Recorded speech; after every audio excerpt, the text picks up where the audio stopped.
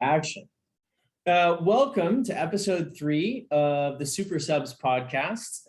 My name is Colburn Schroeder, joined with Chris Wenzel and Brian Bechtel. Today is February 3rd, our third episode of our little series in which we bring some hot steaming takes as well as some chill opinions on the world of football. And so today we have a lot of things to cover, so we'll get right into it. We want to talk about the transfer window that just closed and some of the moves that happened there and in Europe. Then we're going to talk about the World Cup qualifying, which includes Asia, CONMEBOL, and CONCACAF, including our dearly beloved US men's national team. So with that, we can get started. Chris, Brian, how are you guys doing today? I'm good. I'm wearing my 49ers shirt today. RIP to them.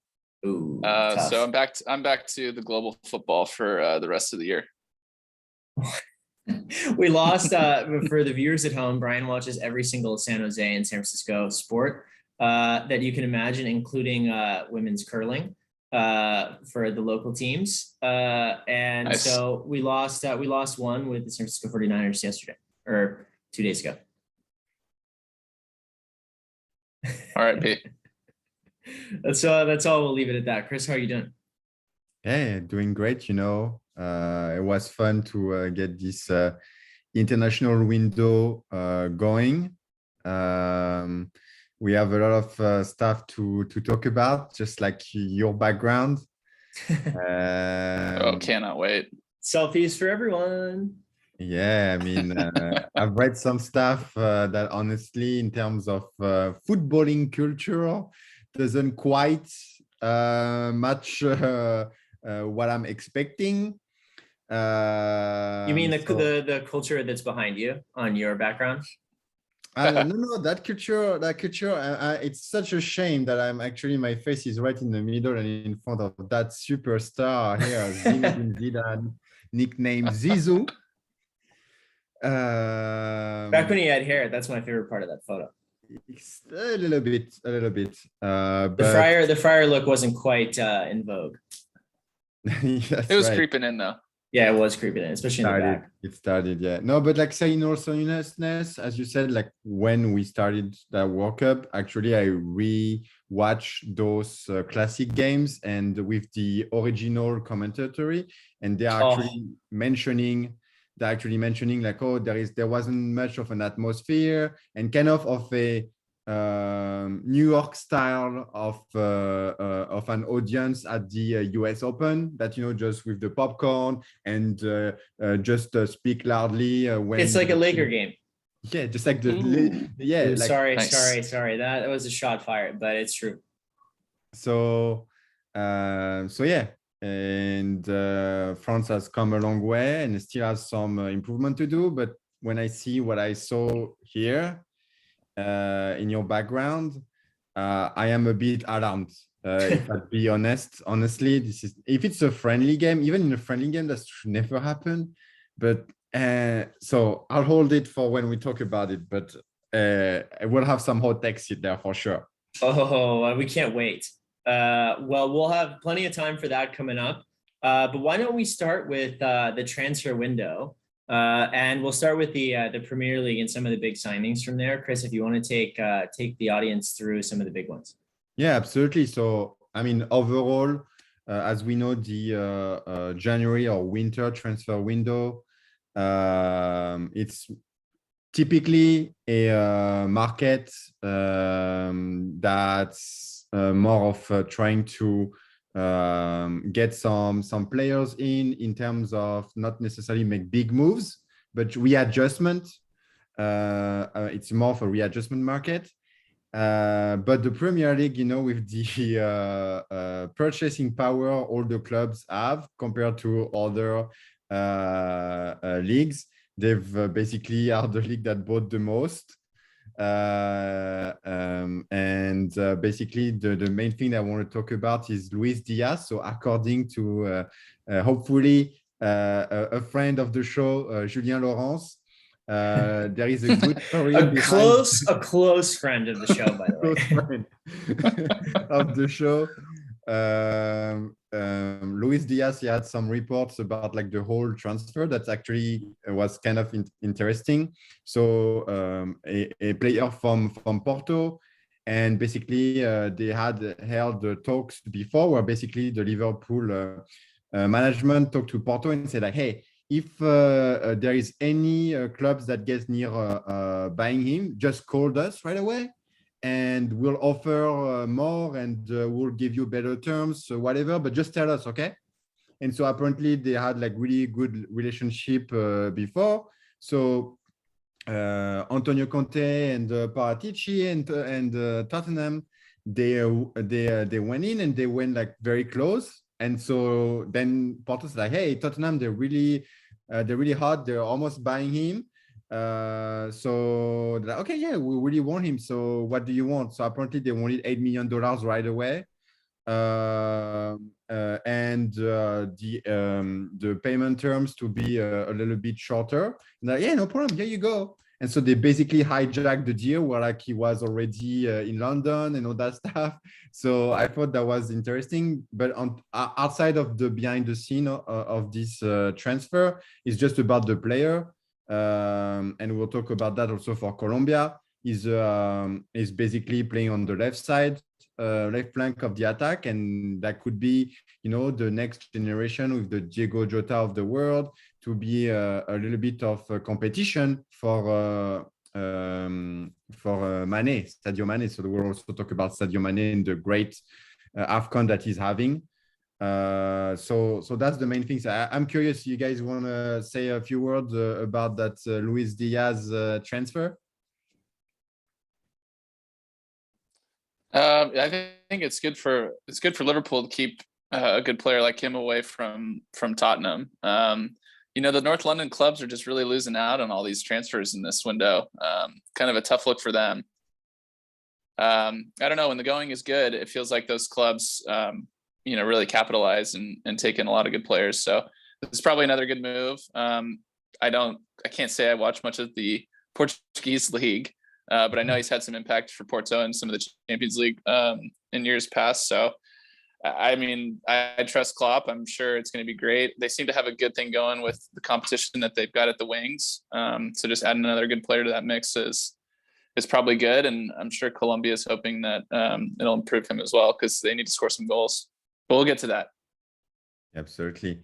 So yeah, I think the main thing for me is really about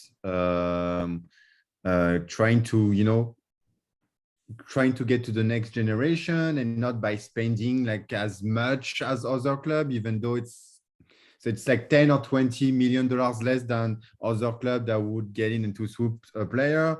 So trying to get into that kind of money. And so the next thing is about Newcastle, which previously in the show we've talked about, where we were like, hey, it doesn't look like they're getting any players. I'm really worried. And so apparently, again, Julien Laurence. Close friend of the show. Close friend. Ding. Basically, mentioned their strategy. So basically, they cast a really wide net. So they try all the players, even the ones they thought they were never going to get. Up to the players that they thought was more of a possibilities. And so they got a lot of those players that were like really good signing that are not really shining one. But they got a really big shiny one, the Bruno Guimaraes from Lyon, which they thought they never got, but like they negotiated up to like $50 million and Lyon is in a cash crunch and they need the money. He's a really good player. They quadruple his salary. So that also did help in convincing. Yeah, I was going to say, yeah, let me think about that. Actually, I'm in. I'm free. Yeah, I mean, pretty much. That's pretty much what it was.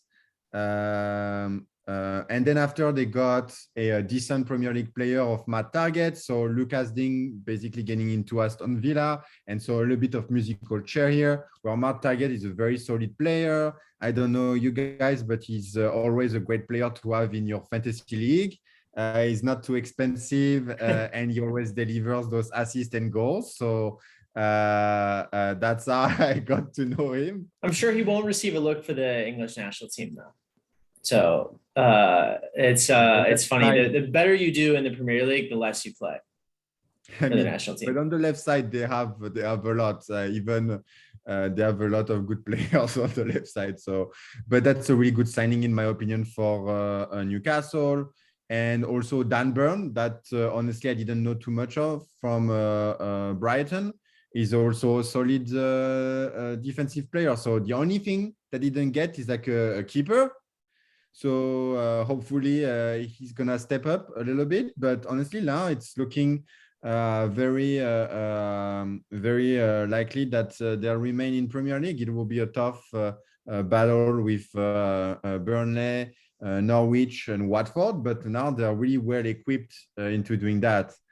Now I going into a fan favorite of the show, the Spurs and Conte. So Paratici coming from Juve, so doing his mercato in Juve with Kulusevski and Betancourt. So I'd love to get your point, Colburn, on those couple of moves.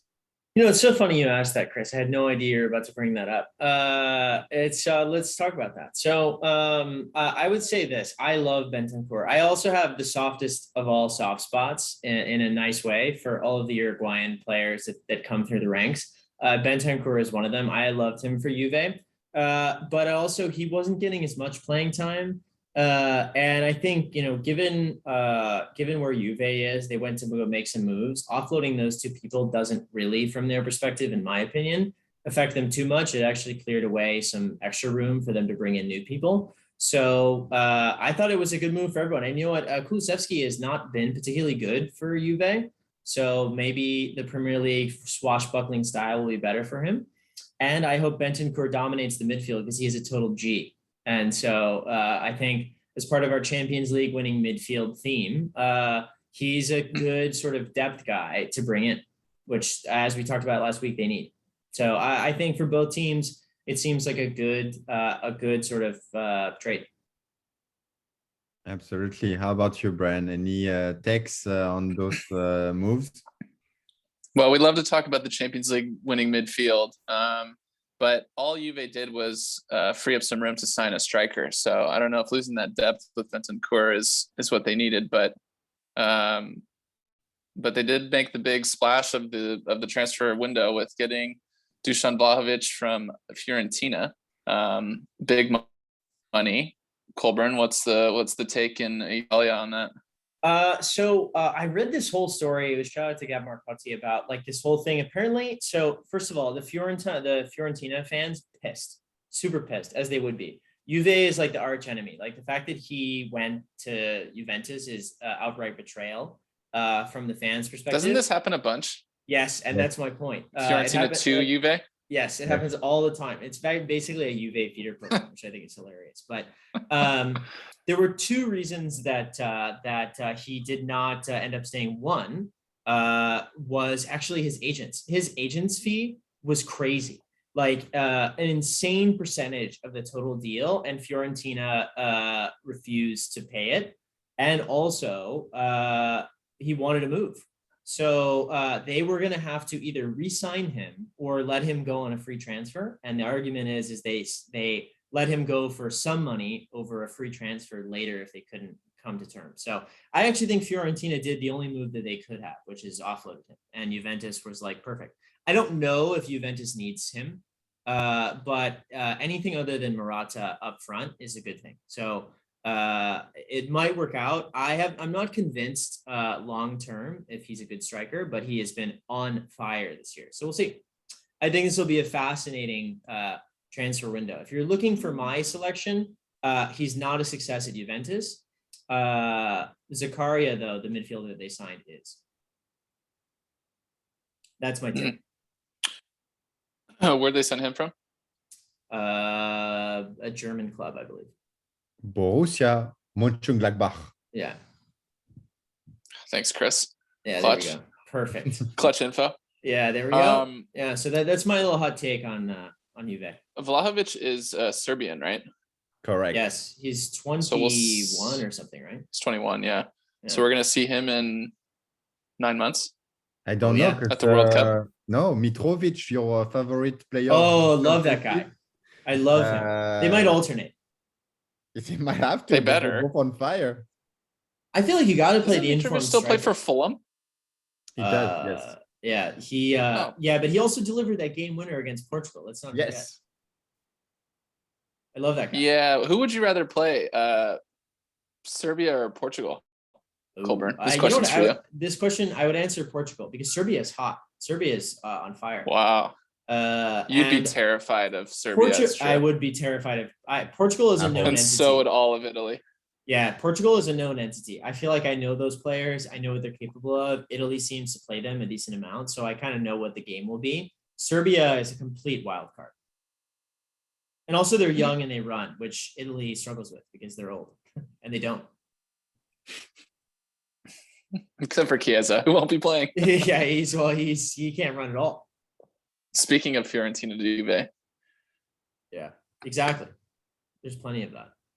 All right. We should go to La Liga. We should get Brian's. Oh, hang on. We have a couple of. No. Let's not skip the best league. No. No. Sorry.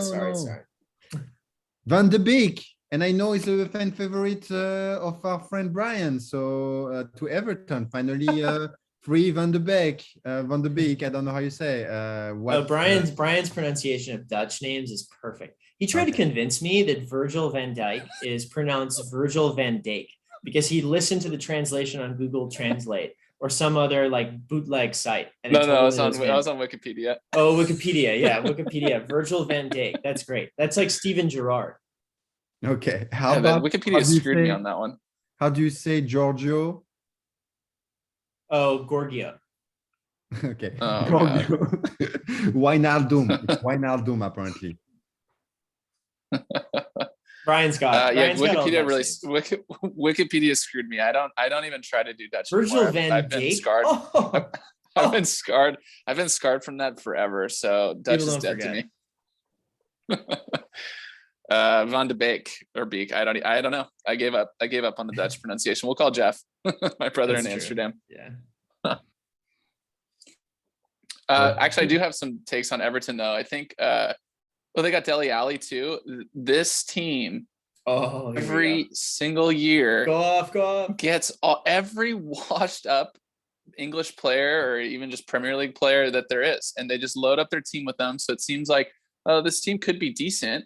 They're 4.5 stars in FIFA every year, and they stink every season. Not a threat to be relegated, but no threat to beat any good team. And they just do this over and over and over again. Washed up managers. It's crazy. It's crazy. They spend a lot of money, and they should be, I would think one of these years they would make a run at, even a Europa League spot, but they don't. And I think it's crazy that they just do this over and over again. Is Dele Alli going to all of a sudden resurrect his career at Everton? I'd be shocked. Pulling up in the Rolls Royce, no chance.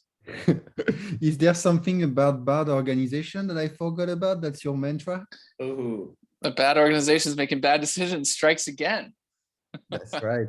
They load up. I was trying to figure out how many of these examples I could think of them loading up on just mediocre English players. It's forever, dude. Aaron, I know, and then it's constant. It feels like it is. It does feel that every year, and they're always in like 9th or 10th. Always. Right. Let's wrap up with Eriksen. So good news. Deemed fit by doctors, but there is always an hesitancy and obviously a big insurance. Chris, I feel like this is for me, right? I don't feel like this is good news at all. If I were him, I would never play again, right? Who cares what I think?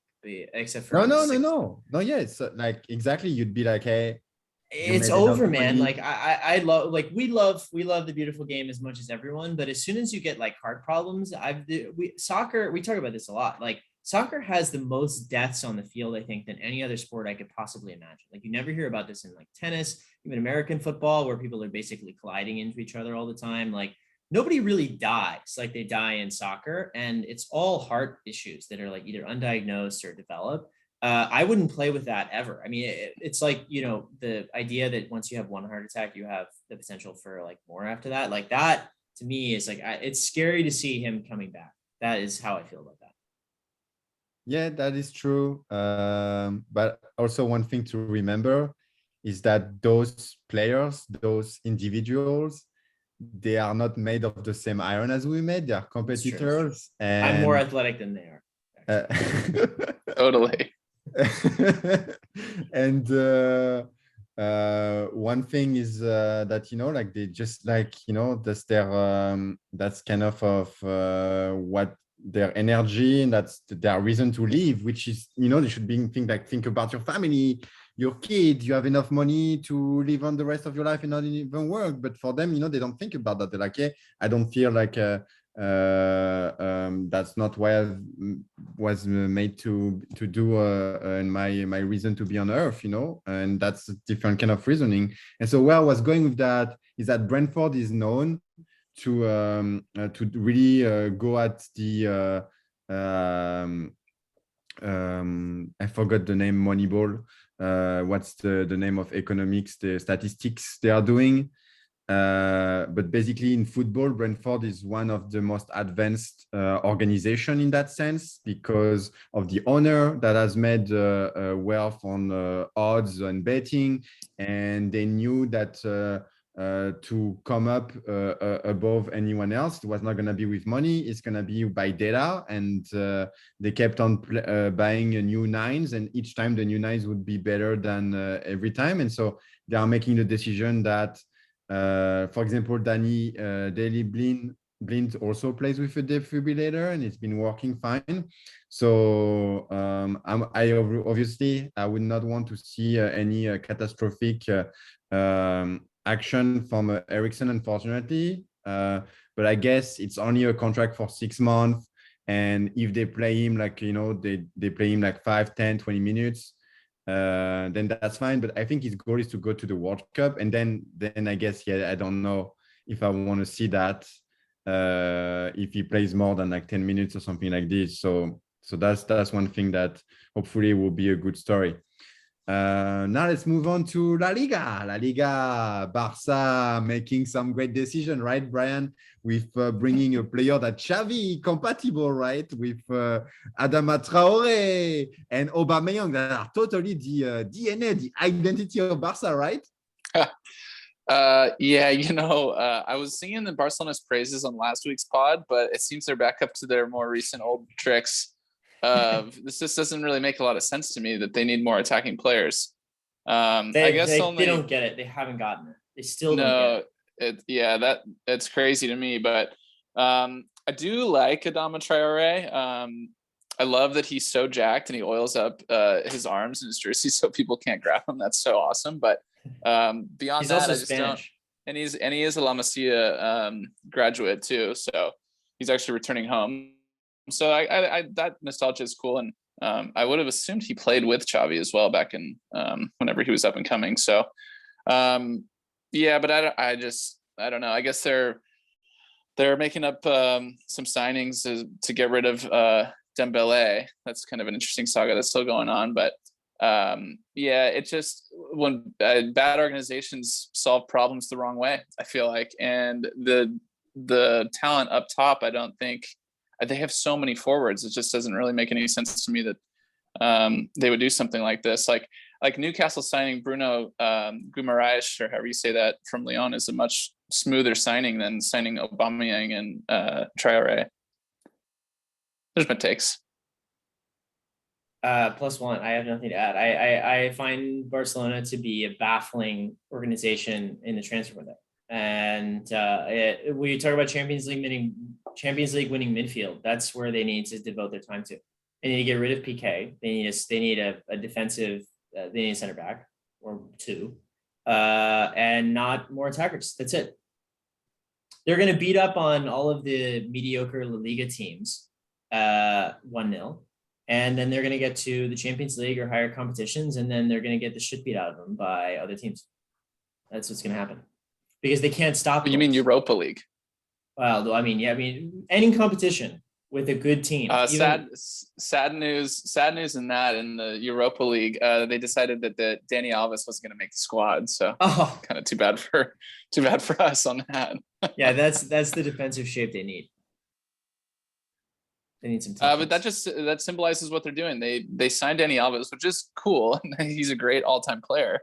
But that's what they do on the back end, and then they sign forwards in this window. It's backwards. Wrong. Yeah, that's gonna be think, Chris? interesting. You brought in Dembele, which I didn't want to talk too much about. So we won't be talking about him. As also a great friend of the show named Dembooz. So it will be interesting to see if he goes to Chelsea or Paris Saint-Germain. Speaking of another organization that makes bad transfer windows take. Yikes. So to wrap up La Liga, Martial on a loan without an option to buy from Manu to Sevilla. He's a low guy on FIFA, so that's all I have to say about him. Yeah, in terms of work rate, yes. Low. One of the few. So I think it's a good club for him and a good league for him to actually try something to basically get another chance, right? So I think for me, this is a good choice with Julen Lopetegui, and they have somewhat of a chance for a run for the title. So we'll see if he'll be able to show up in a team that's been playing decently in La Liga, not in Champions League, but in La Liga. So for me, it will be interesting to see if actually he's able to make a comeback. And, the whole story now goes in like, yeah, because he's moving because, he wanted a chance in the squad of his national team for the World Cup. So I think he's far behind in my opinion, but, in Didier Deschamps' mind, you've been there, the team is a good guy, blah, blah, blah. And that's all that matters for Didier Deschamps if you have a decent level. So he actually might have a better chance than I think. So we'll see about that. Anything you wanna add, guys? Yeah, Sevilla is a good team. They're actually pretty good to watch. So we'll see I think if he had played in the men's national team game in St. Paul, Minnesota, I think he would have froze. Due to lack of movement. Yes, because he doesn't move too much on the pitch. Yes, that's a good one. That's all I got on Anthony Martial. All right, then we have Serie A, the better league, as it's been called by our good friend of Colburn. We touched base a little bit on this, like off the cuff. So I don't know if we want to spend a little bit more time or if we want to skip straight to Liga. And so we have some time for the World Cup qualifying. What do you want to do? Let's skip to Ligue 1. As Stefano Sensi is the only one I want to talk about. He has 27 appearances and no goals for Inter. And that's all that needs to be said. He says that Roberto Mancini was the one who gave him the big push to Sampdoria. I think his production pushed him faster to Sampdoria than Roberto Mancini. But he wants to get back in the national team. And anyone who wants to play for the Italian national team is game by me. It's open season for us. All right. Yeah, you did sharpen your knife on that one. So I hope our viewers appreciated that on that honest and transparent take. So we appreciate you. I'm here to deliver only my opinions. Awesome. All right. It's like one of those. It's like one of those stock tips. I'm not a financial advisor. So don't take the market goes up and down. So now let's move on to Liga. All right, so I have a couple of moves that I wanted to talk about, which might not be widely known, but basically most of the action has been done by Lyon. So it started by Newcastle buying out Bruno Guimaraes, which freed some cash, and with that cash, what did Lyon did? They brought in on loan and they brought back on loan Ndombele with an option to buy him at the end of the season for $55 million, which is not going to happen because they sold him for $60 million to Tottenham. But basically taking the spot in the midfield that Guimaraes was doing, a little bit more creative and all that thing, and playing a little bit of Europa League and getting some playing time to get a chance for the World Cup qualifying, which I believe he, unfortunately for him, doesn't have any chance with the midfield that we have with the Tchouaméni of the world that did an amazing game in Cup against Lens 3-2. I encourage our audience to go watch it. It was really, really good to watch that game. So Ndombele back to Lyon. It's a little bit like going back with your exes. It's never a good thing to do. So I hope it will be good for him. Lyon needs him in terms of production in the midfield. Even though they beat the arch nemesis Marseille midweek without him, they need some creativity in the middle of the park. But one thing that was mentioned is that in the previous episode, I said, like, yeah, Ndombe is going to Paris Saint-Germain, even if they don't free up some of the spots and get some players on loan and everything is going to come. And he didn't come over because Leonardo wasn't really a big fan, which is the sporting director of Paris Saint-Germain. And basically, Paris Saint-Germain wasn't too hot on getting him eventually. So that's why he ended up in Lyon. So that's the reason. And Romain Fèvre, apparently Paolo Maldini went during the summer window and tried to get him for Milan. But that didn't work out, unfortunately. And so Romain Fèvre, who's basically a winger and dribbles quite often, is really good at delivering crosses and kicking PKs. He's been really good for Brest. And Lyon might be a really good intermediary to see if he can succeed in that kind of level of clubs and eventually maybe go to Serie A eventually. And finally, wrapping up with Champions League midfield winners of the Champions League, Paris Saint-Germain. And what did they do? Nothing, nada. They did nothing. Just like it's. They can't afford anybody. They've overpaid for Messi and all these guys. Yeah. They can't afford anyone. That's why like they're selling their third jersey. That they play at home now, and they don't even play the home jersey because it's not available anymore. It's out of stock. So yeah, for the players as well, obviously. Yeah, there was an article today about like how it's been like such a marketing success with since the Dior partnership and the Jordan partnership, and yes, some of the sportswear and other kind of stuff. First of all, is out of price, but is really nice. It looks really great. And yes, Paris Saint-Germain never had stuff like this before. But if they could win the Champions League, that would be, even if it's difficult, it's more difficult than winning a championship. Pep Guardiola can speak of that. Okay, it looks like we're gonna go. I don't know, Chris. Would you want to win a Champions League or want to win a Champions League in Dior? I mean, really, it feels like an obvious. It feels like an obvious elevation of their game. I'd rather. Yeah, Chris, the Jumpman PSG combo is pretty elite. Sorry. They're in our Champions League final already, just in the style category. There's even a store at in Century City in Los Angeles, which I love. I haven't been yet, but I need to check it out. Yeah, that's part of the marketing success, right? Of them. But like it looks like we're gonna go play mid February with Herrera, Danilo Pereira, which now I understand why I was playing him in FIFA. He wasn't really good at ball play. Now I understand when I see him in real life playing for my club.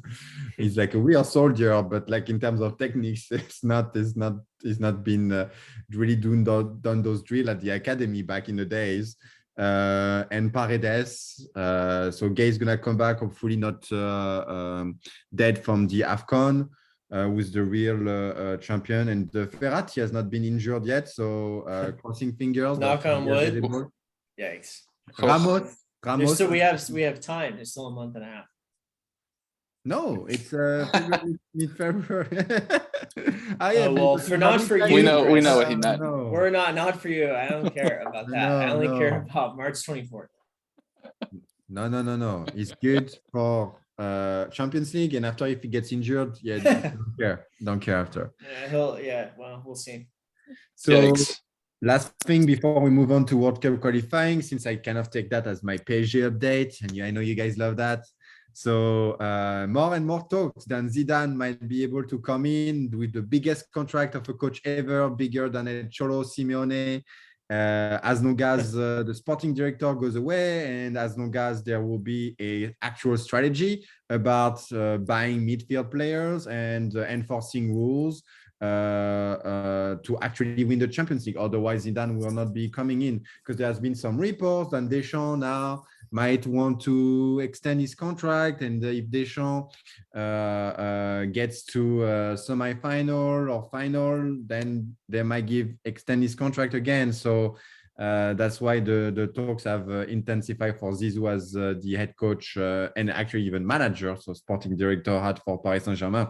So that would be exciting to have a coach that actually is able to coach Paris Saint-Germain, because we had good coach, but they are unable to coach Paris Saint-Germain, since you cannot bench players even if they don't play well because of their price tag, and you have to sell jerseys. So that's the problem. All right, so that does it for the PSG take. So Coburn, let's start with your section, right? The World Cup qualifying, CONMEBOL, and Asia standing. That will be yours, I believe, and Brian a little bit.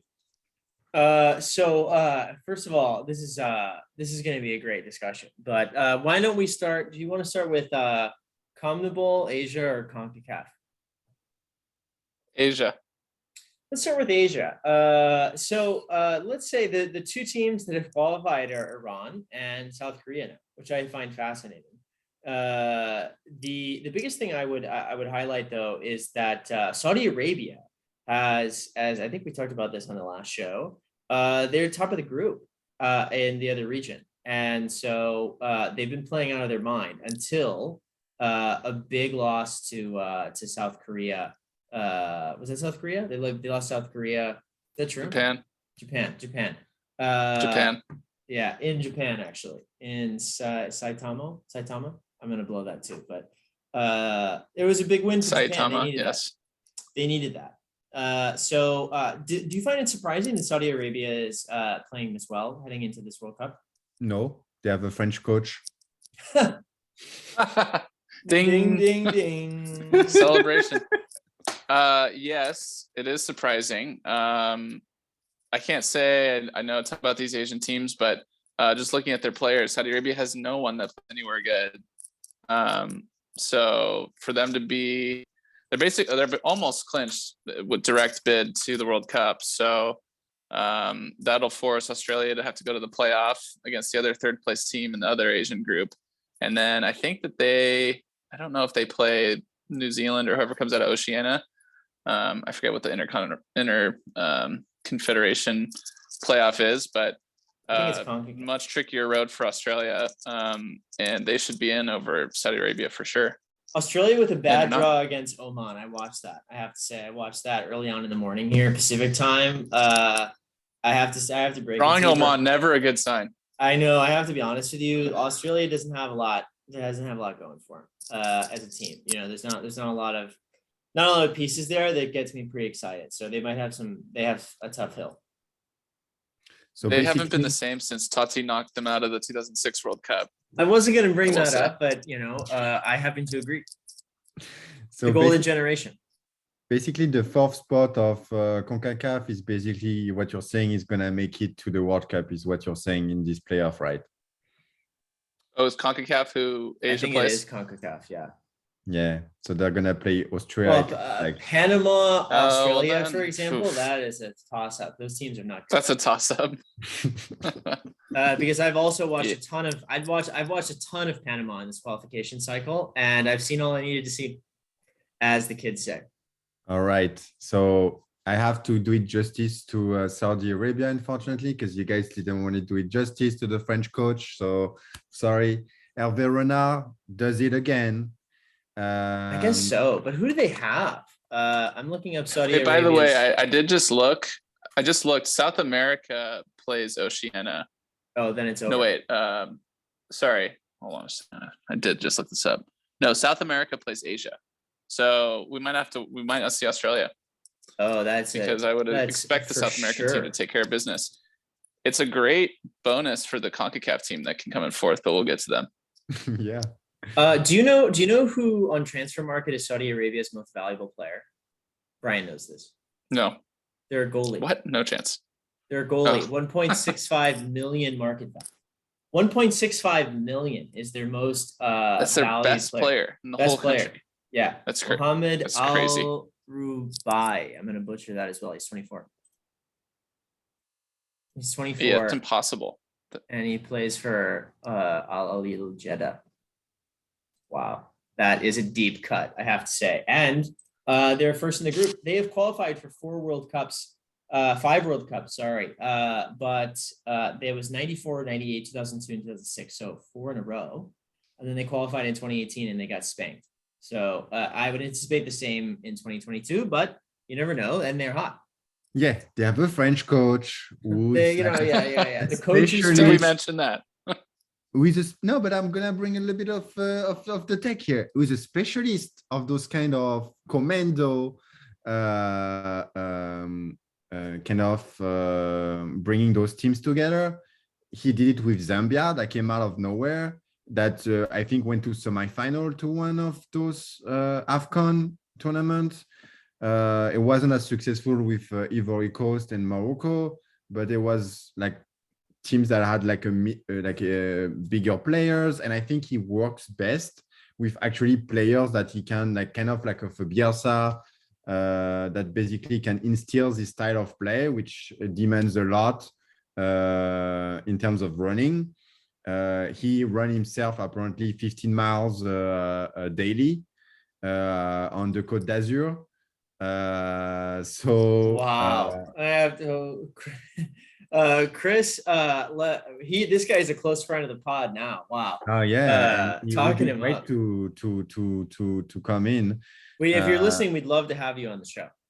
No, absolutely. And he has a trademark where he has his white shirt on the bench that is very slim, and he looks like a boss on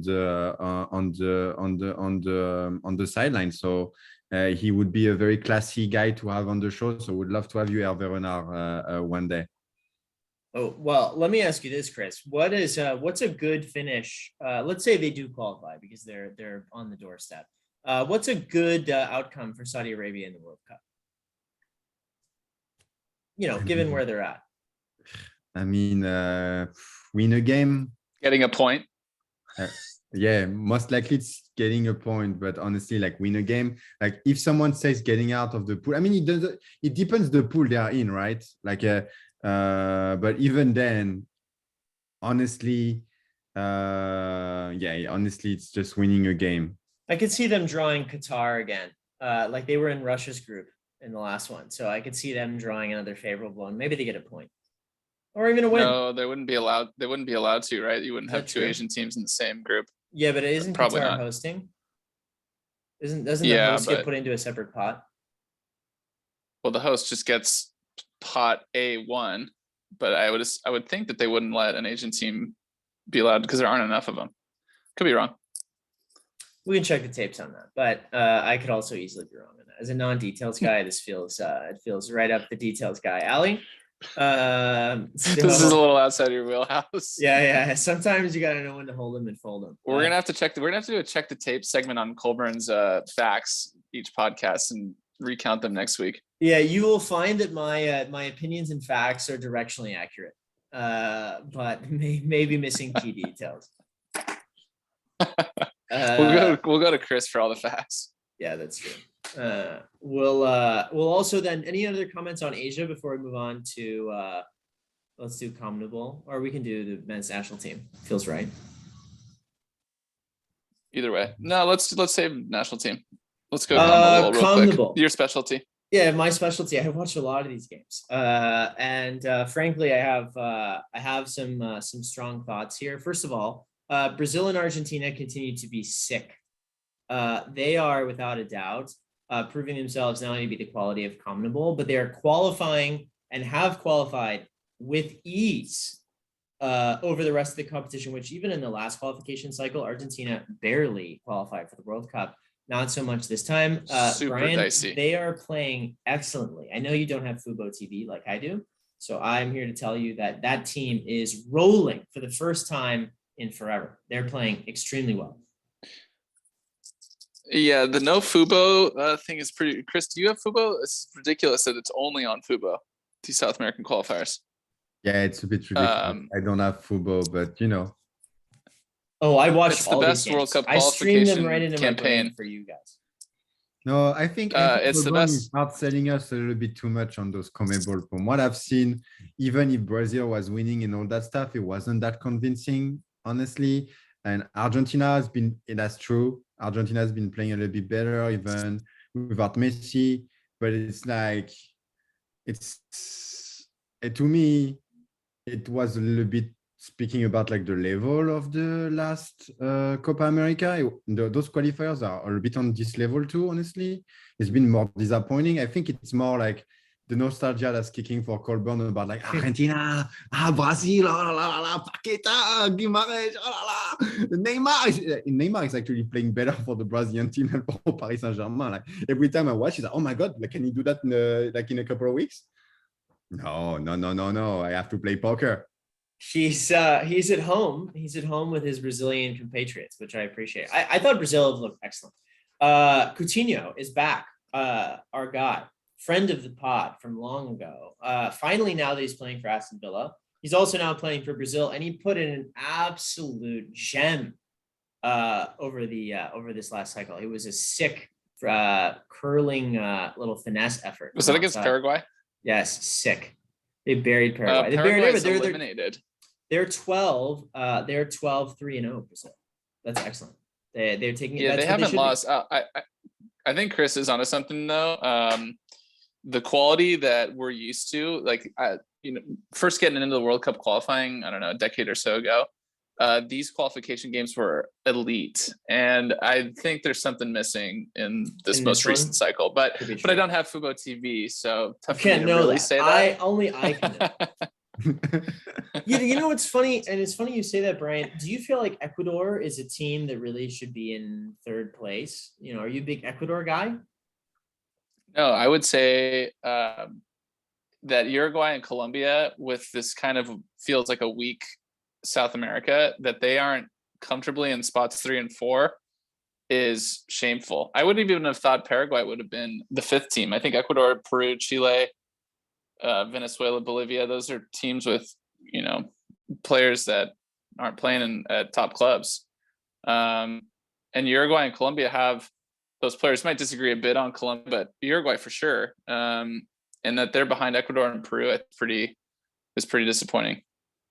Uruguay has won the last 2, which is great. They're heating it up, I hope, at the right time, and they've got some big ones coming up in March. But I have to say, no offense to Ecuador, they don't impress me. I don't want any part of them in the World Cup. I was fooled in 2018 into thinking that Ecuador was a strong team, and I won't be fooled again, as they say. You can call me the Who.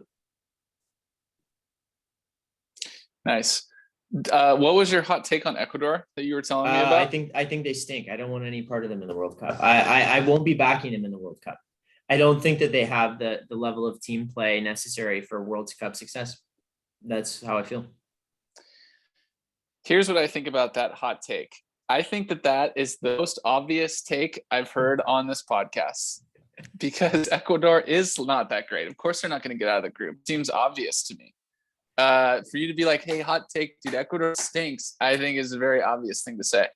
They are 3rd in CONMEBOL, and they were comfortably 3rd. Now Uruguay is catching up, but they were dominating qualifying, so much so. They're 7. They've lost. I think Ecuador's made like 2 World Cups like ever. Yeah, but the last one they made, they actually came out of group. And I remember, I think it was in 2006, and they play against England, I believe, and they almost beat England. Granted, this isn't a good benchmark, as we know, fans of the pod. England cannot be taken as a good benchmark. Didn't beat England, big deal. You almost beat them, that doesn't really count. So, but I remember they went into extra time and all that stuff, and they almost beat England. So if I remember that correctly, I'll have to check the tapes again, but so that's I have the tapes in front. 2002 group stage, 2006 round of 16, losing to England, of course. 2014 group stage. Those are the only 3 World Cups they've qualified in history. I don't think that they got to extra time in that against England. Three of 21 qualified World Cups. That's a tough. Yeah, and you've just come out with a hot take that they're not getting out of the group. Wow. I mean, look, I back them. This is the kind of punditry we need here. I love CONMEBOL, and sometimes it blinds me like it did the last World Cup. I thought the South American teams were just going to absolutely rampage over inferior groups, and I was wrong. I was wrong completely, and Ecuador was the poster child of that to me. Yeah, I think CONMEBOL is on the wrong trajectory for sure. It's really just Brazil and Argentina, maybe Uruguay. And right by the way, speaking of wrong trajectory, Colombia haven't scored in 7 games. They haven't scored not 1 goal. 7 games. Yeah, that seems impossible. That's against these teams that they should be. That means they basically played like every other South American team and gone scoreless against all of them in a row. Yes. That's bad. That's really bad. Maybe we need to see Ecuador instead of them. I don't know. Colombia is in theory in their prime. I know we talked about this via text message, but when you look at their team, they have all of the players, not all of them, but for the most part, all their players are in their relative prime, and they stink. And play at decent clubs. Yeah. For the most part too. Yeah, it really is. It's pretty unacceptable. Like I've been bashing on Ecuador just because I think it's pretty obvious that they don't have a ton of talent. Like, who is Ecuador's best or most valuable player? I have no idea. They have nobody. At least with like Colombia, they've got players at good clubs. And then if you go to like Chile, who's underwhelming as well, they've just got the team that they've had for like 10 years. Do you know who is Colombia's #1 valued person on transfer market? Pervis Estupiñán. Ooh, Luis Diaz at the 44 million. Wait, did you say Ecuador or did you say Colombia? Oh, Colombia. Oh, Luis Diaz. Okay, good. Correct. You're correct. 44 million. Then there's Davinson Sanchez, who's 25 years old, 33 million.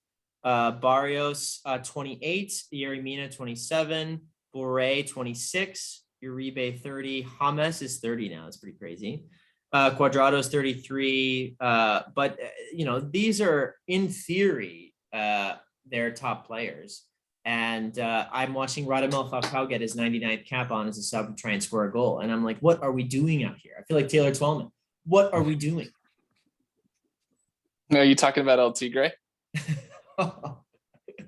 Yeah, in fact, that was his best moments was on the West Coast Soccer Report. I love him too, but they can't score. And they're gonna get, I mean, not only are they in danger of being eliminated, odds are that they will not make it. Not even in that 5th place. I think that it's like a 50-50 odds thing. Oof. Yeah, that's pretty garbage. I agree. Because it should just be a shoo-in for them to make it too, playing whoever comes out of Asia. Yes. They should smoke the Asian team too, hopefully. I don't need to see a 5th Asian team. I'll say that again. Give me a 5th South American team over a 5th Asian team all day. Yeah, me too. I'd rather also, it's kind of crazy that they get the same amount of spots. How do they get the same amount of spots? Chris, Asia and South America? That's insane. Well, I guess there's only like 10 South American Europe teams. takes them all. Europe has like 1,000. Yeah, like 16, I believe. It's crazy. Yeah, but I know that's where all the winners are coming from, I guess. But yes. Yeah, well, there's only 2 continents that have ever won. But I mean, an Asian team, South Korea is the only team that's gone to the semifinals when they hosted. I don't think there's been very many other even like quarterfinal runs for an Asian team. It's garbage. We need more South American teams. That's all I have to say. Any thoughts, Chris? Besides that, Uruguay tries to say they won 4 World Cup because they won 2 Olympics, and at the time there wasn't any World Cup, so they consider that to be a World Cup, and that's why they have 4 stars on their jersey, and FIFA is trying to get them to get that out of that. So I just want them to know that they have the same as France. I was gonna say, Chris, where is this coming from? Is there a particular country that you're comparing them to? No, at all. You're talking about those players here. Like, like Laurent Blanc, Didier Deschamps, all that stuff. Yeah. No. It's just like they won it like back in the day and they beat Brazil at home. Okay, that's cool, I guess. But this was long time ago. Long time ago. They have a great generation. They cannot do anything with it. So getting old, granted, but yeah, that's all I want to say. Just like nothing really has to do with the performance of those qualifiers, but that's all I wanted to say. That's totally fine. It's totally valid. I have to say my teams are Uruguay and Colombia along with Brazil. And then if I can get a fifth, it would be Chile. I love Chile. Chile is still sick. So Still do like Chile. Yeah, I'll be rooting for them. Yeah, of course. Get Ecuador and Peru out of here. I know. We'll see those guys. Yeah, we'll see what happens. They're gonna be doormats. Unbelievable, dude. Ecuador is almost like for sure. And I don't know about Peru. Oh, they played each other, didn't they? Yeah. It was a draw. Perfect. So we need. Yes. Yeah. No. Brian, if we can have Ecuador and Peru to qualify so that France can have them in their group, that's fine too. Yeah, that could be true. I don't think you have to worry about France getting out of the group, Chris. Whoa. There is a curse, Brian. I don't know if you know, since 2006 that's been going on, that the winner of the World Cup doesn't get out of group stage in the next World Cup. Even Germany. Yes. Even Germany, that never happens to Germans. Germans, they have a team that sucks, they're in semi-final. They have a good team, they win. So they didn't even come Germans out are machines. of group stage. Mexico ran over them, South Korea too. So that was crazy. I will be humble right now. I wouldn't have even believed it had I not watched that happen. That is true, Chris, but I'll just tell you, I'm not going to be betting against the French. They're still sick until proven otherwise. So we'll see. They've learned from their mistake against Switzerland. I believe so, with the win at the UEFA Nations League. Yay! What a great title. First title of Karim the Dream for the national team. So yes, God, we've been waiting so long for a Benzema reference. Thank goodness we had gone about an hour without one. Big Benz. Why don't we move on to the team that's near and dear to all of our hearts here in the United States, and that is the men's national team. Three actually games to speak of, but we'll move past the first game in El Salvador, and we will instead talk about the Canadian game, which Chris and I watched. Then I'd love to move on to Honduras, which also Brian watched as well. So Chris, any thoughts on the Canada-US game? Canada, of course, winning 2-0 and basically punching their ticket to Qatar. Yeah, I mean, I'll try to be concise, but I cannot promise anything, as you guys know me. And I digress. There is a lot of things to be said on that game. So Hamilton near Toronto, which I believe is where Toronto FC plays, playing on turf. I know that it will be difficult to maintain a real grass, and FIFA allows artificial turf for that reason, that it's expensive to maintain and it's not very good for environment and it's difficult for the countries that live with tough winters. But that's not the same game. The ball doesn't bounce the same. You cannot do tackle the same. It's not the same game. As someone who would say that also played on that turf, wink wink, Jovinko. So they played at half capacity because of COVID restriction up north, but honestly, it didn't feel like it. It did. No, it didn't. It was like it was a crazy atmosphere and all that stuff. So now, just speaking a bit about the game. Obviously, they have a great English coach, and they don't come often, actually. So for the England's the Three Lions, if they are looking for a real coach, they should look up to Canada. even though granted it's easier to play a solid game and play defense and counter attack and play transition when you have players like Jonathan David and Kyle Larin, which are very clinical in front of goal. So it's easier to play that way. But one thing I think that doesn't get talked too much about is the system that they play in. It's either a 3-4-3 or 5-5-2, 5-2-2-2, something like this. That's can either be a defensive system or actually a very offensive one. And I believe in this aspect is a very defensive system where it's actually more of a 5 in the back. And one thing to note, and that's not been really noted by all the pundits, like a few have not take a few points on that, but that kind of system actually, it's very difficult to play on if you don't match it, meaning if you actually also you don't play against a 3-5-3. So the problem of that,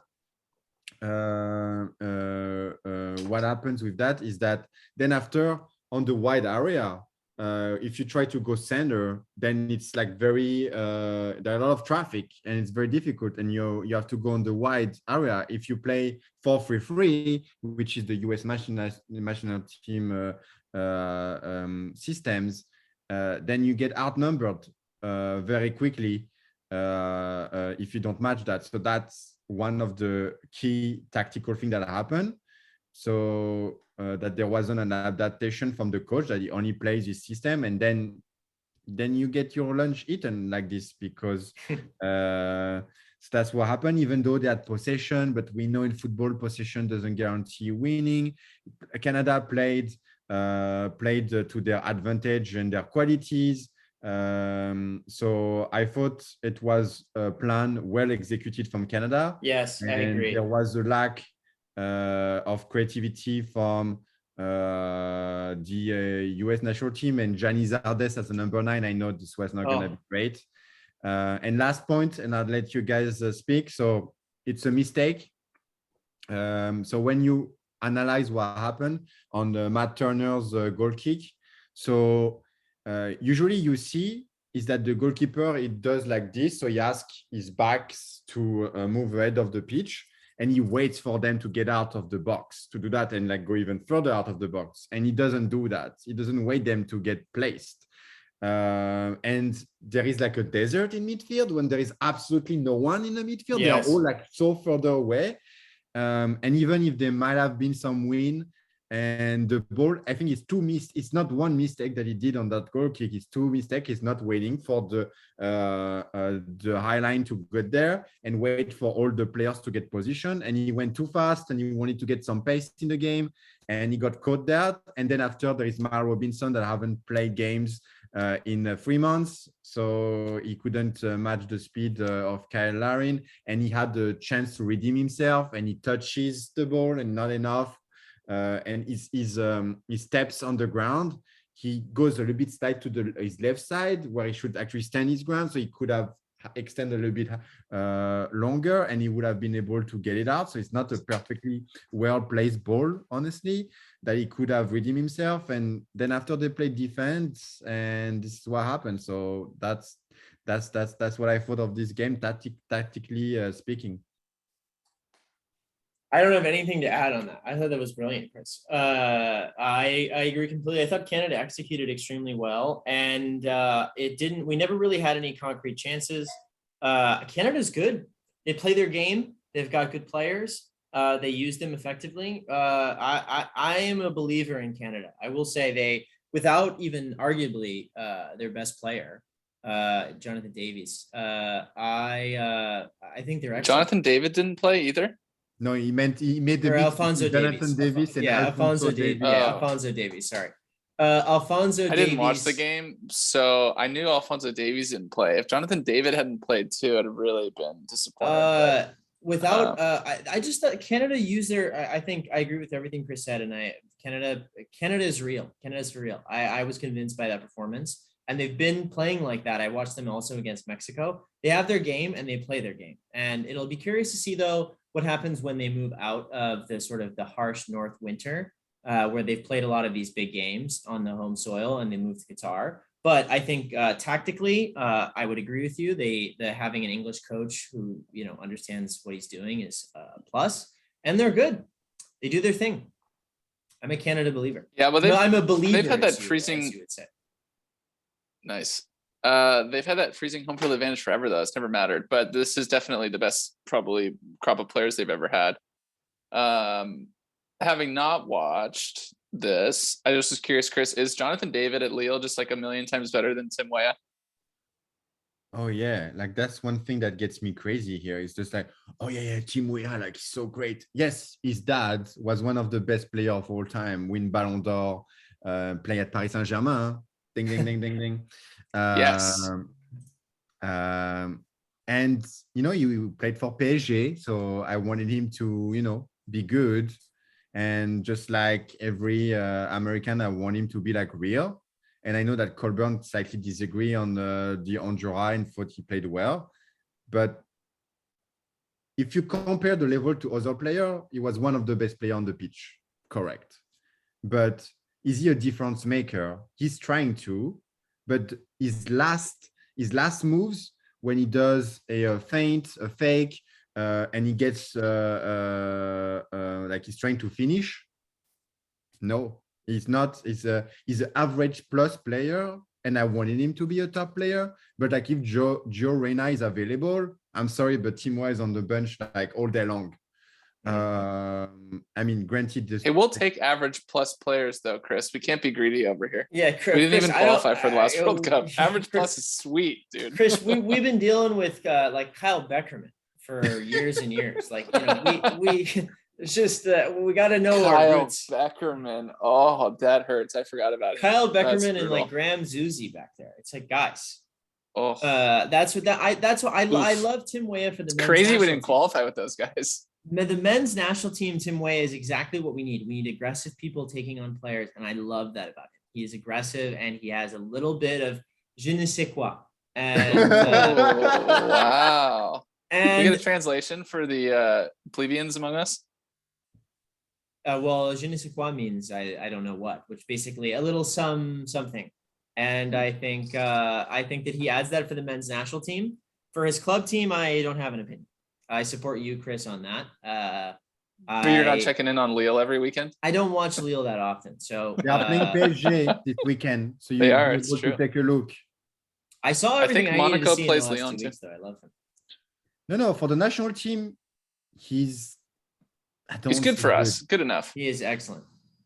He's For us. decent. Yeah, I agree. We need Gio Reyna back, though. That guy is legit. Yeah, he's better. I agree. Is he Sebastian Liedget? Ooh, thanks. Sorry, I couldn't. we're scraping the bottom of the barrel. Let's get Darlington Nagby back in the mix. Oh my. Yeah, no, Tim Weah's been decent for the men's national team, but yeah, for Lille, he's just like he's missing big chances. He's not making differences. And we're talking about Ligue 1. We're not talking about like. I mean, Ligue 1 is tough. It's a defensive, so actually that's why it's a bit harder for him. But I wanted him to succeed and be good, but it's turning out that he's injuring prone. Has he scored this year? I don't think he has. I would have to check, but he might have scored one. Well, I mean, I know that it's tough to score in Ligue 1 because Messi's only scored once, so it must be impossible to score in that league. That's hilarious. What I will say is I think Canada's for real, and the US needed a win going into Honduras yesterday on February 2nd, and you know what, they got one. They also played it in probably one of the coldest games I've watched. And let's read the stats there on your background. Yeah, we can. It was freezing, and in fact, some of the Honduran players reportedly were treated for hypothermia at halftime, which is wild. And the referee for sure looks like it was he didn't want any part of cold, that. but like that seems ridiculous to me. Probably because they didn't want to be. Can't really refute that, but we have American football players play in these temps. Not a lot, but they do play in it. And they're never even on the field 90% of the time. They just sit on the sidelines freezing. So I don't know. At least those guys are running around. I guess one of them was the goalie. So Yeah. Can't really run around too much. I don't know. Also, Honduras is last. I mean, it's a bunch of whining, dude. We always have to play. I was kind of one of the few times I ever agreed with Greg Berhalter saying we have to go down and play in the super humid places down in Central America, and it's brutal for us. Yeah, welcome to the cold. Sorry, too cold for you. Good, 3-0. See ya. And a must win. Had to have it. Had to have this one. Had to have it. Especially after the Canada loss. Since I watched that one, I don't know if there's really much that you can really like take away from it in terms of anything really. Honduras is lousy. Didn't want to be there. It was freezing. We were first to all the balls. You know, I don't know. We created a little bit, not a lot.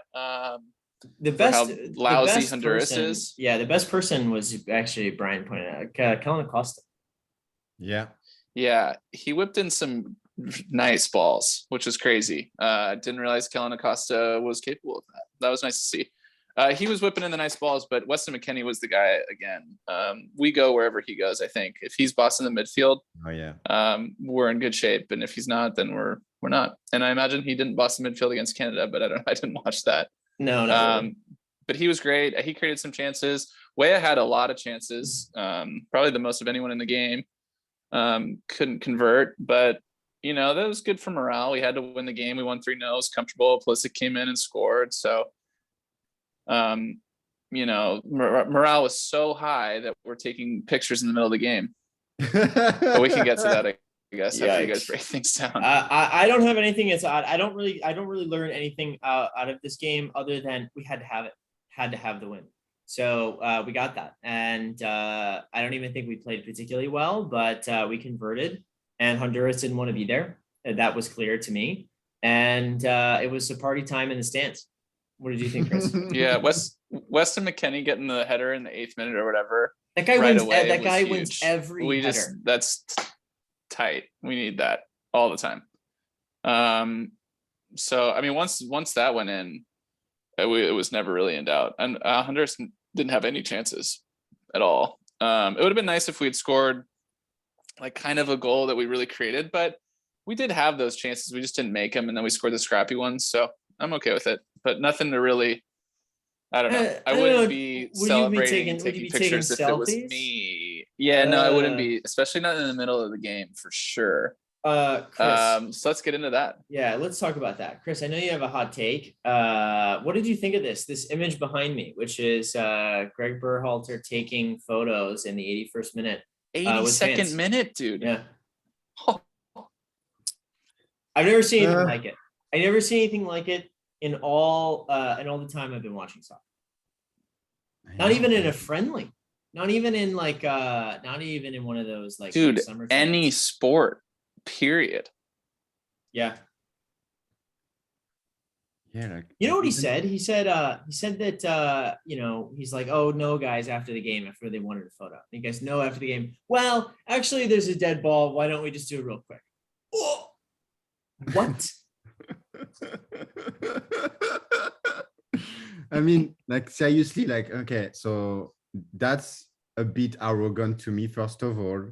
Like, you are the 82nd minutes and you were winning 3-0, and you think you know the game better than anyone else, and that no team has came back from a 3-0 lead in because there are extra time. I mean, there wasn't because the referee wanted out. And everyone wanted out anyways. There is technically with those like 13 more minutes to play, that's plenty of time to score if you have a decent team on the pitch. And granted, again, the team didn't want to play and all that stuff, but you shouldn't play with karma like that, first of all. And on top, like, the game is still going, man. Like, what are you doing? Seriously? This shows me this is how you treat this job. Like, seriously, this is how you treat this job. You don't know what you're doing. Clearly, it's all about the fans. And then you're saying like the performance, we play well, but the result hurts. Like, dude, did we see the same game? Like, seriously, like you guys produced nothing. Yeah, like I totally agree with your guys' take. That usually in those kind of games, you cannot really keep something besides the 3 points. We don't have time for that. We don't have time for. We didn't qualify for the last World Cup. I would be so laser focused. I would be out there ready. Instead of him throwing behind the back passes to all of his players. Oh my. I would be out there like. Have you seen that, Chris? Yes, unnecessary is like it's wasting more time. Oh my God. Dude, I can't believe that video. If you haven't seen that video, it's one of the funniest things I've seen in a while. He throws behind the back bounce passes to all of our guys taking throw-ins when he gets the ball. That's one of the most incredible things I've ever seen. What an idiot. I don't know what's worse, dude. That or the selfie. Both are lame as hell. This is like, these are, I don't know. We all bleed American soccer. He wears good sneakers. That's his best attribute at this point. Yes. But I have to say, like, we all bleed it. And so, like, to see someone take their eye off the ball, there were a lot of people on Twitter who will remain unnamed, who are sort of pundits in the space, who were sort of defending, being like, what's the big deal? Like, have some fun. No, I'm not having any fun here. And we have a lot of fun on this podcast, but we're not taking selfies in the 82nd. Yeah. Are we overreacting? I don't know. I don't think so. It's so lame. I don't think it's a good look. I don't know if it needs to be like, we got to beat it over the head as like a fan base or whatever, but it's a bad look. I think we acknowledge that. Maybe just move on, but it's a bad look. It's bad luck, period. Yeah. It's bad look, bad luck. It's awful. The game. It's insulting the game. It's saying like. It's like Balotelli with that Balotelli. Oh yeah, Balotelli. Showboating. He was actually also here in LA. I'm gonna keep a tally of Benzema and Balotelli references from you guys. I think Benzema will win, but Balotelli's back in the fold, so we're gonna be hearing more about him. Yeah, I don't know. It's a cultural thing. Chris, you mentioned it earlier. So you're right. I don't think we need to go and we don't need to beat it over the head. But I thought it was at best bizarre, at worst a bad look. He's a bum, and he just continued to be a bum. I didn't learn anything new. It's not like I really liked him, and then he did that. It's like I don't really like him anyway. So then it's like, yeah, good. He's just doing more stupid shit. Like the US men's national team is still not qualified, and then it's like, oh yeah, well now there is 4 points gap. Thank you, Mexico. Blah blah. Okay, so you got to play in Mexico. Okay, are you getting 1 point there? So you no, have to I don't know. Oh, maybe with COVID though, there won't be as many fans. We might get a point. We need. Yeah, I think it's COVID, and also because they've been suspended for like. Oh, that's right. They did the homophobic stuff. So now they have a fan ID, and so there is only like just people that can show up with the fan ID that can get there. And even then, they were Sfuera Tata chants, so they were like pre-selected from brands and all that stuff. And still, those guys in the audience said Sfuera Tata, so that was great. Then you play Panama, and I'm sorry, but Panama, right? Or no, it's here. No, it's here. And then you go in Costa Rica's the last in game. Orlando, though, isn't it?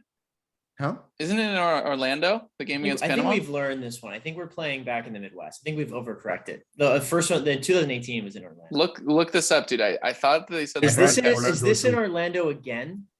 Dude, if we're not playing this in the frozen tundra of Minnesota again, I don't know what we're doing. Give me that -12 wind chill, dude. We need to get into the World Cup. Especially that in March there, it won't be as bad. In March, it will be almost summer there. Oh, it is in Orlando. What are we doing? That's what I'm saying. Why would we do that? It'd be like playing Mexico and LA. Oh my God. We did that in 2018. Although we won 4-0 in 2018. So there's that. But we should be playing in like Seattle or Portland or something like that. Yes. Or Columbus. And we never lose there. Orlando, dude. We're not even gonna have a home field advantage. Dude, Florida fans don't care about anything. Oh man. The point is that qualification is nowhere near secure. Yes. That's our point. I think that's our point. That's the point. Yeah. That's the point. He stinks and no more behind the back bounce passes. So anyway, we'll quickly wrap this up. It's been a long show today. AFCON. I will say this: I watched Egypt and Cameroon today. Every time I love AFCON. By the way, I watch all of those games. I watch all of African qualifying whenever possible. Also on Fubo, who will one day. No, that's on BN. Isn't that on BN Sports? No, that's on ESPN Plus. What are you talking about? ESPN Plus. I have it all on Fubo here. So if Fubo wants to sponsor the podcast, they're more than welcome to. No free ads. No free ads. Let me just say this. I seem to get buried whenever I watch AFCON recently. I watched another 0-0 game go all the way to 0-0 penalties. And let me tell you, that one hurt because 120 minutes of 0-0.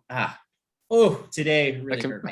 That can be tough. So I watched that. In fact, I didn't learn anything from either team. I thought both teams, if ever there was a deserved draw, it was right here, and they both should have gone home. I thought the game was Senegal, and interesting. Senegal, and Egypt. Senegal, Egypt on Saturday or Sunday for the champion. And you know what's pretty sweet about that is they play each other in qualifying in a couple months too, home and away, I believe. Chris, am I right about that? Correct. That is correct. Good. Chris and I are the facts. Colburn, you can be the opinions. My opinion is that today's game stunk, and I watched it all, and that's a shame for me because I'll never get those. I haven't watched it. What time is the final on Saturday? Like 11? Probably 11 again. Okay, let's check. We could have a nice little morning. Go from the Derby della Madonnina over to the AFCON final. A little back to back. Oh, I'm in. I'll be running for my marathon, but I'll be there.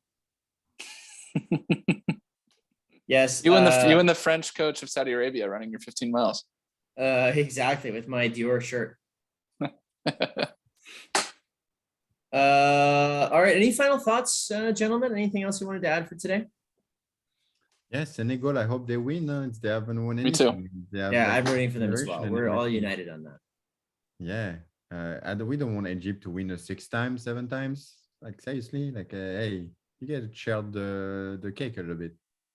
Yeah, I would agree. Share the load. I agree. As Senegal is due, and they have the best team by far. They better take care of business. On paper. Well, sure. On paper, yes, but also compared to Egypt, that's Team Salah, and there's nobody else. There's no way you could pull out and be like, hey, what about this guy?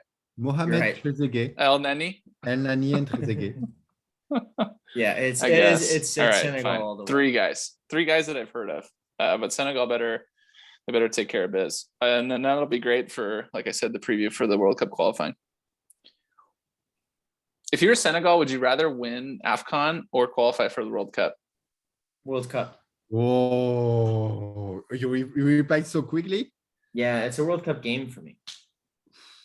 Yeah, but like, what are you gonna do to the World Cup, honestly? Quarterfinal? Oh yeah, that's great. We went to quarterfinal and we won a title in Africa. And for them, it's it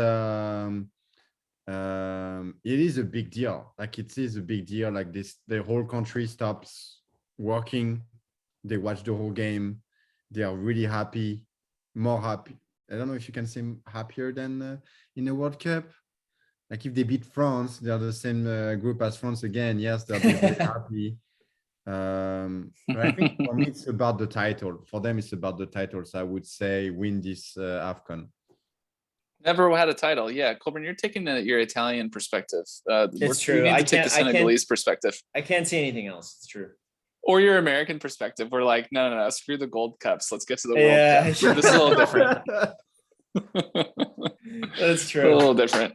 That is true. I agree with that. I think they got to win it as well. I think a trophy for them would be great, and especially with this crop, like, they won't win the World Cup, so this is the moment. Yeah, get a trophy. Yeah, and there are picks, like Mane, like I think he's like 30, 31. Mendy, same thing. Gate 31. So it's now almost never, honestly. Koulibaly is in his late 20s too. Yeah. Yeah. Speaking of France, Aliou Cissé beat France with Senegal, and he's their coach. Brian. Sorry. Why do you have to be the guy that always reminds us covered for Italy? And I didn't even notice, like, when you talk about South Korea, I didn't even say that they stole Italy. Like, I didn't want it to remember those bad times. And look at what you're doing. You're reminding me when I was like, 12 years old, and all that stuff that we lost, and I couldn't believe it because I couldn't see the game on TV. Like, seriously, man, are you taking happiness from reminding? No. This is just for our listeners. Okay, that's just the story. Yes, Senegal beat France 1-0. Aliou Cissé, yeah. a goal of Pape Cisse, I believe. And I'm not sure. I think I hope he's still alive, but I think I heard he might have passed away, unfortunately. So if that's the case, rest in peace. And We'll check the tapes. France deserved to lose that game after they won the 1998 World Cup. So the curse of the winner of the World Cup, fully alive, and hopefully France will break it. They'll be like Brazil. But I am not. But I am not. I'm not that confident as you are, Brian. So I hope you're right. I think I'm right. Yeah, well, Chris, next time you have an opportunity to bury Italy, you should take it for sure. So you gotta get your licks in. You gotta get your licks in now. Yeah, I'm in the comfy chair over here. As I'm just an American fan that you can't really get me down. No, He didn't qualify for the World Cup. Yeah, I cannot wait. I cannot wait for the March window and be on the I have no stakes, no skin in the game. And here you go, Portugal and Italy. Go try to fight for that one ticket. I can't wait. That's gonna be wild. I'm gonna be with Colburn for that North Macedonia game. That's gonna be hilarious. Can't wait. For the final, Mexico, USA. But for the final, who are you for the final? Portugal, Italy? Me? Oh, I'll root for Italy for Colburn. Oh, Italy. Here's the thing, Chris. Selfishly, I don't want to hear Colburn complain for another 4 years of not making the World Cup. That'll be like a decade straight of hearing about it. I can't do that. So yeah, I'll be rooting for Italy for sure. If I didn't care about that, probably would root for Portugal. Whoa, that's fair. That's fair. Portugal another round of Ronaldo. Portugal is more interesting. Portugal is more interesting. Yeah. Italy I can't take a decade of not qualified Italy. So hold on. Let's play this out. So the 2014. Oh, it'd be even longer than a decade. It'd be 12 years of listening to Colburn complain about Italy, even though they won Euro. Oh yeah, no, I can't have that, Chris. They got to make it somehow. I already bet Brian that the United States would win a World Cup before Italy. What do you think about that bet, Chris? Wait, what? I didn't. Sorry, I don't think. Can you repeat that? I don't think I understood that correctly. Yeah, no, you did understand it correctly. This is how stupid Brian, this bet is. I said Italy will never win another World Cup in my lifetime. So that's that. That was part one. Yeah. Part two. Part two is the United States will win a World Cup before Italy. In our lifetime, too. Yeah. That's crazy bets. I don't think I can those sound very crazy. This is a little bit of a he didn't even think that was a real bet. That's how insane that idea is. Jesus. I still feel that way. I'd rather be the men's national team. In our lifetime, dude. Chris, Italy will win another World Cup, I'm sure. I don't think so. Yes, every 4 years they play. Badly. I don't want them to. I want France to catch up to 4 stars, but let me tell you, dude. Yeah, every 4 years they play. Dude, here's the deal. Even like on an off run, like they're in supposedly, even though they just won the Euro, they still produce. Federico Chiesa is like an awesome player. They're gonna do that until I die. They're gonna have a sick player like that every generation. Yes, Zaniolo, Fratesi. Scamacca, like honestly, like the really good players coming in. Yes, not the roster as France, but it's not about having that depth and then after you have to leave. You are. It's about the group and the group that you had at the Euros. You had the best group. You had the subs that came in that fit in the play, but that's something. Yes, that's difficult to do, and it's difficult to repeat. Yes, that's true.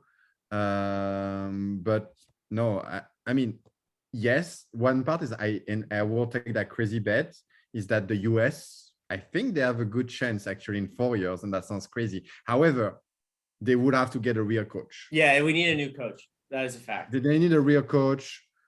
Even like I know that, Jürgen Klinsmann, he was not that good.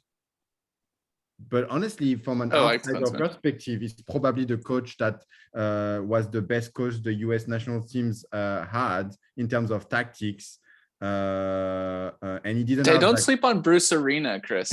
I was going to forget about Bruce. Sweet. Big Bruce. but he didn't have like as many as good of a pool, and the stuff that he was able to do with not a great pool of players was really good. So, and I don't know who could be the next one. They would probably have to hire maybe Joachim Löw is available, even though Joachim Löw is apparently looking for club. But they would have to get a real coach if they want a chance to win it. Who doesn't want to coach in front of the American Outlaws? I bet Love's going to be a shoe-in for us. Hopefully it's Jesse Marsh. I don't know. I forgot. I remember reading about. Yes. Yeah, I remember him yesterday, and I don't know why I'm not thinking of him right now. Yes. Yeah, I remember reading an article though, like when we hired Berhalter, and it sounded like a bad organization making a bad decision, kind of a move. So that didn't bode well, and it seemed like it was like an inside job. Is like his brother, I think, was involved or something, and it was like executive in the USF. All these bad red flags. Yeah. So are we gonna just turn around and make a sick hire after this? I doubt it. So that'll be sad because we will have a.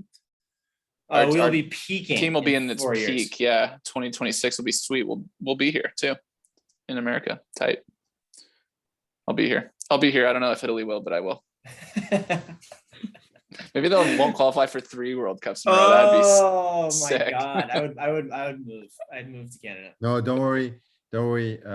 Unfortunately, after this World Cup, there will be even more countries qualified, and Europe will get even more countries qualified, and they won't be able to do a Final Four with only 1 game. So they'll have to do just a confrontation between 2 countries, one away, one, and it's easier to win. And it's usually a seeded team against like a random team. So in this case, that would be Italy against North Macedonia. You play 1 game at home, 1 game away, and Italy wins and gets to the World Cup. So don't worry, they'll be there. They also have to win it once they get there. So we're just looking for qualification, not even winning it. Yeah. Totally, dude. Totally. But there will be a penalty for. We'll take selfies together. Okay. Oh crap, we're dead. We're dead, but I mean, we're still in good shape to actually qualify, though, right? Yes. Although the Panama will it get dicey if we lose to Mexico and Panama? Yes. Okay. The Costa Rica, Panama, Mexico are the next 3 teams in the group with us. So it's all to play for still. We would have to count on Canada actually playing real because they are basically qualified right now, and they could just come in at the next window and be like, we're just tourists here, and like lose, even though like maybe they want to go for the record and finish unbeaten. And I hope that's maybe something that could help the US is that they want to finish unbeaten. I don't know if the record actually. And even drawing, and even if they would be drawing, then that would be to the benefits because I think they are playing Panama and Costa Rica also. So, but you never want to give your destiny in the hands of someone else. So like the last time. That didn't work last time. Let's not do that again. So you draw in Azteca, you win Panama, and you're qualified. So you don't have to play the Costa Rica again. You don't want basically to play your destiny on the last game. Is it in Costa Rica too? Yes. Oh, if we have to get a point there, that's literally exactly what happened last time. Except in Trinidad, and Costa Rica is better than Trinidad. No, but hang on. Let's clarify the whole thing. I think it's for the 4th place. So they wouldn't qualify directly, but they would get the 4th place, and you'll have to play in a playoff against Australia, and you'd think you'd make New Zealand. No. How come it's New Zealand? I'm almost positive that South America plays Asia. All right. And CONCACAF plays Oceania. We might have to check the tapes on this. The traveling will be grueling, but besides we better be freaking New Zealand. Can you even go in New Zealand? Because you have to be there like a month in advance to do quarantine. Well, Tim Weah didn't even travel to Canada because he got his first vaccine shot and then not his second one. So how French of him. Yeah.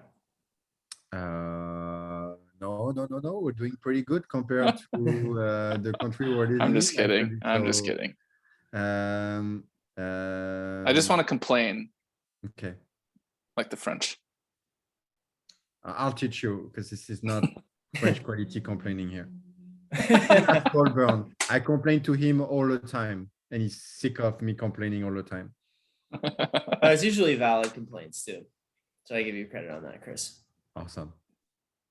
All right, gentlemen, it was a pleasure. This concludes our third episode of the Supersub podcast. We'll be back next week to recap the weekend and talk about some more of the beautiful game. So, Chris, Brian, have a great night. Thanks to everyone out there for joining us. Appreciate you tuning in. Thank you. Ciao, ciao. Ciao, ciao.